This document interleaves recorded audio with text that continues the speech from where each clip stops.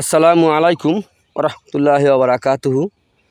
প্রিয় খামারি ভাই ও বন্ধুরা, আপনারা যেখান থেকে দেশ এবং প্রবাস থেকে আপনারা যারাই আমার এই ভিডিওটি দেখতে পারতেছেন, আমি সবাইকে জানাই সোনার বাংলা কৃষি খামারের পক্ষ থেকে আন্তরিক শুভেচ্ছা এবং অভিনন্দন। এই যে আমার সামনে যে ঘাসটা আপনারা দেখতে পারতেছেন, এই ঘাসটার নাম হচ্ছে ইন্দোনেশিয়ান স্মার্ট নেপিয়ার ঘাস, গরু ছাগলের ঘাস। বর্তমান বাজারে বাংলাদেশের সেরা ঘাস।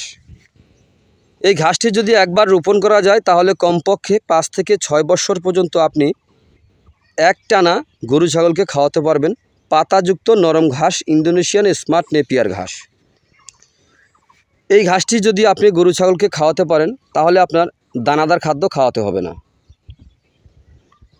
এই ঘাসটি খাওয়াতে পারলে আপনার দুধ ও মাংস উভয় বৃদ্ধি হয়ে থাকে। তো এই ঘাসটি আপনি কোন জমিতে কিভাবে রোপণ করবেন দেখেন। এই ঘাসটি যদি আপনি বেলে মাটি হোক, দোআঁশ মাটি হোক আর এঁটেল মাটি হোক, যে কোনো মাটিতে রোপণ করতে পারবেন যে কোনো সময়।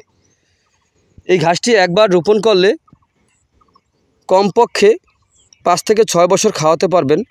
প্রথমে একটি কাটিং যদি রোপণ করেন প্রায় 80 থেকে 100টির মতো চারা প্রথমে গজিয়ে থাকে।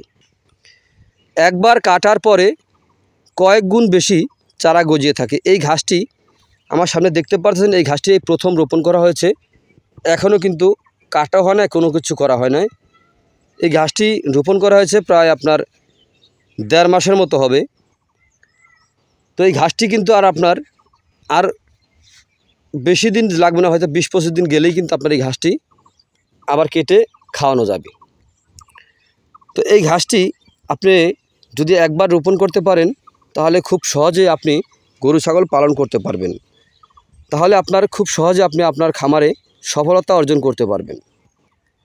তো যাই হোক, যদি আপনাদের কাছে আমার এই ভিডিওটি ভালো লেগে থাকে তাহলে আমার চ্যানেলটিকে আপনারা অবশ্যই সাবস্ক্রাইব করবেন, বেশি বেশি করে শেয়ার করবেন।